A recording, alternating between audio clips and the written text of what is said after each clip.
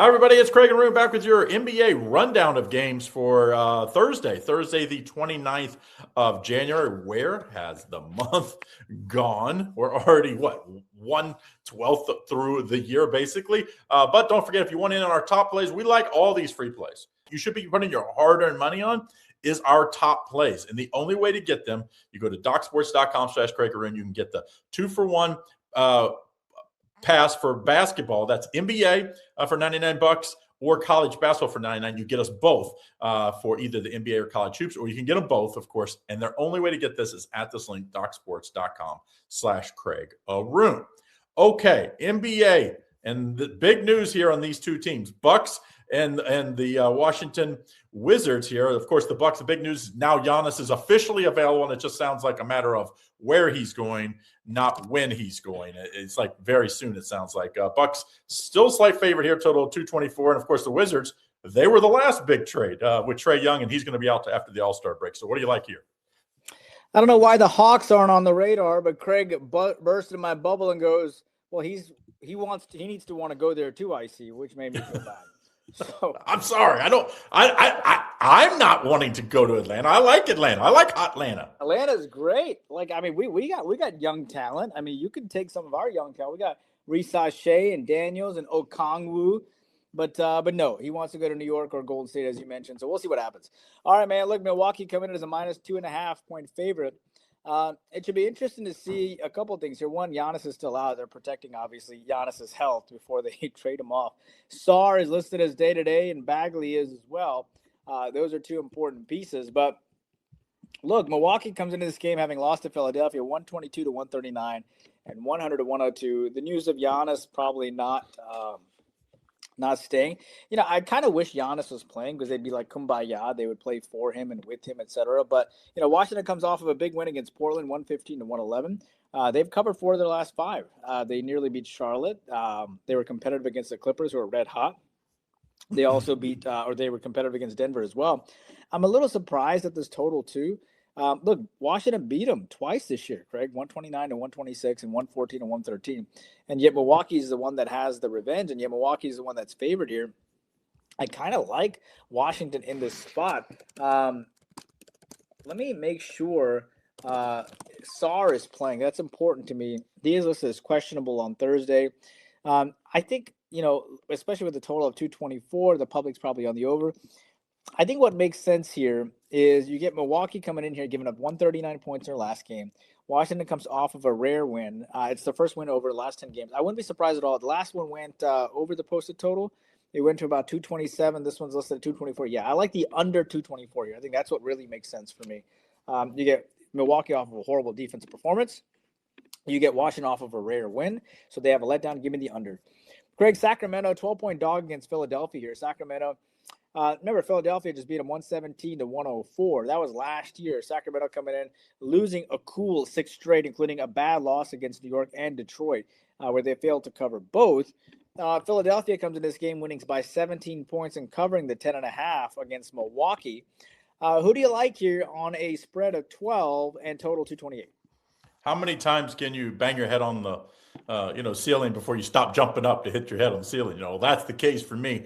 I keep giving this Kings team another chance. Like, they get enough points, they'll cover. They've lost 5 of the last 6 games, both straight up and against the spread. No, they've lost 6 in a row, but like 1 and 5 against the spread is what I meant to say. So why would I go stand in front of this? Like, they don't care. They do not care, this Kings team. And this when healthy, which has been the big thing. We do a lot of rest here with the Sixers. Those games where they rest, you kind of draw a line through that. That was that ugly loss. If you draw a line through that, Philly's been really good. Give me Philly -12 in this spot. Don't forget to like and subscribe and turn on notifications so you don't miss out on all the great content we have here at Doc Sports. Heat at the Bulls. Heat, the underdog here, which I was a little surprised. Bulls favored by 1.5, total 242.5. And these two teams played haven't played since November, which it feels like they played more recently than that. Miami, a tough loss yesterday at home against Orlando. We called that. And then the Bulls, tough loss at the Pacers. So both of them in a back-to-back. What do you like here? Look, Miami lost 143-107. You know, that was, Miami beat them 143-107. They beat the living snot out of them. back on November 21st. So what happens here? Miami's also, coming off the loss to Orlando, they were 3.5-point chalk, but they had beaten Phoenix and Utah, which to me is impressive. They beat Sacramento as well. They've shown a lot of bite here. And in that game against Orlando, Miami, of course, coming off of, giving up 133 points is obviously a big no-no for Miami. They gave up 50% from the field, which is going to upset them coming in. So Miami's off of a loss. Chicago, I actually like Chicago over Indiana. Do you know Chicago's lost to Indiana 3 straight times this year?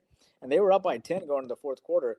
And, I'm going to give a shout out to my boy here, Big Dog 06 on X, who messaged me and he goes, they were up by 10, I see, and then it choked. So I got to tell Big Dog here to check out this comment I gave him over on my X account. But look, you have a Chicago team that comes in off of back-to-back losses. They're going to be upset. You have a Miami team off of a loss as well. You have a Chicago team that's looking for massive revenge after that 143-107 loss. Miami's going to play the Bulls again pretty soon too. I think what I like here is I was a little surprised that Chicago didn't come in as a bigger favorite, to be honest with you. I would have listed Chicago as a minus 3.5-point favorite, and I would have taken them. The total, by the way, Craig, is at a cool 242.5. I mean, no big deal, 242.5. I like the over 242.5. Two really ticked off teams, run, and I think this game goes over the posted total. Houston, Craig, minus 4.5-point chalk against Atlanta. A couple of things here. Houston won 121-114. This was last year. Houston beat Memphis 108-99 and 111-104, and Houston has won 5 of their last 6 coming in. Atlanta comes into this game having won 4 in a row, beating Boston, Indiana, Phoenix, and Memphis.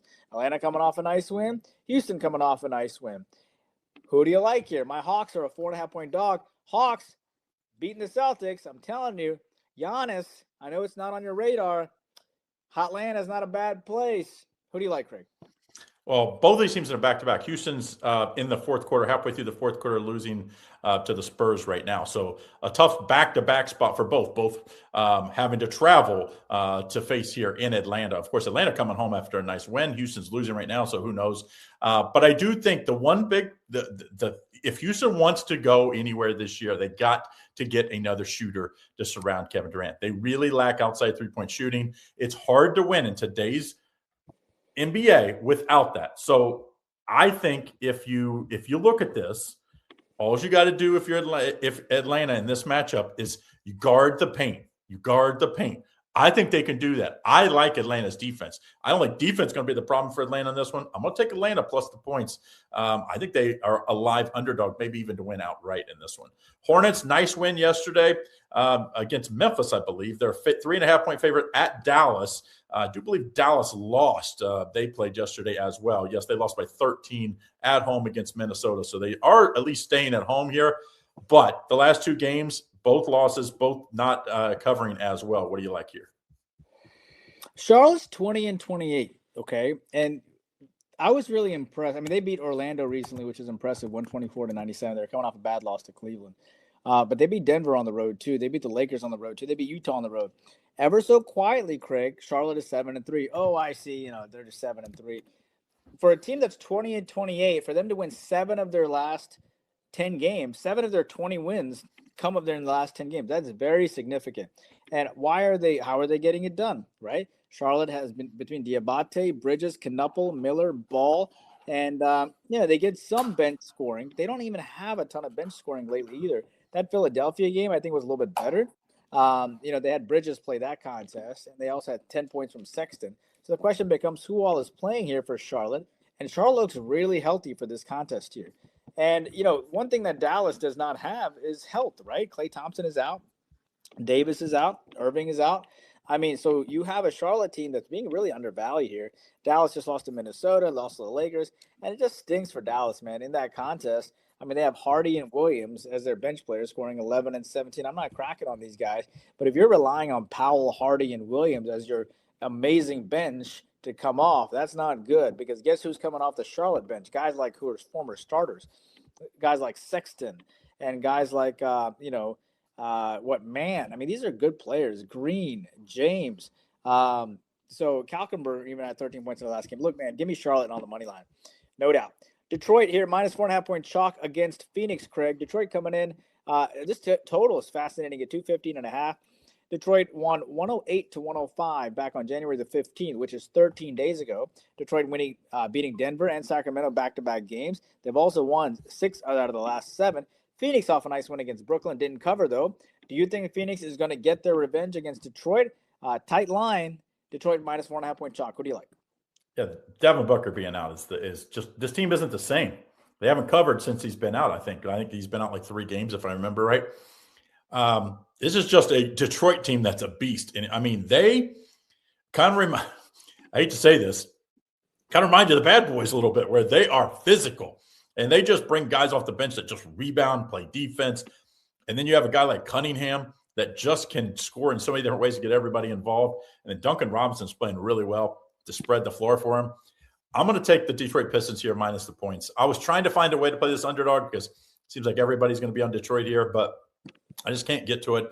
Take Detroit minus 4.5. Brooklyn Nets at Denver. Denver almost beat Detroit last time out. Covered again, continue to be a covering machine even without Joker. They're favored by 7.5 here against the Nets team that seems outmatched. Total 211.5. What do you like? Brooklyn beat this team back on January the 4th, 127-115. Brooklyn coming in covering against Phoenix. I had them against Boston too, and I've taken them several times this year. And Brooklyn hasn't lost back-to-back covers since back on January 11th or 12th and 14th. So then you have a Denver team coming off they lost against Detroit 107-109. They had beaten Milwaukee and Washington before. They also have a little bit of revenge too. So then the question becomes, who all is going to play here? The injury status here for this team sits at, Thomas is still out for injury management. I don't know what that means. It's the most dumb thing in the world. You're so wealthy. Just play the game. So then you have people struggling driving Ubers and you can't play a game of basketball. Give me a break, dude. Gordon is listed as day-to-day. Braun is listed as day-to-day. Will Cam play? Probably not. Having said that, look, I don't like the fact the public's so much on Denver. Let me check just to make sure Cam's not playing.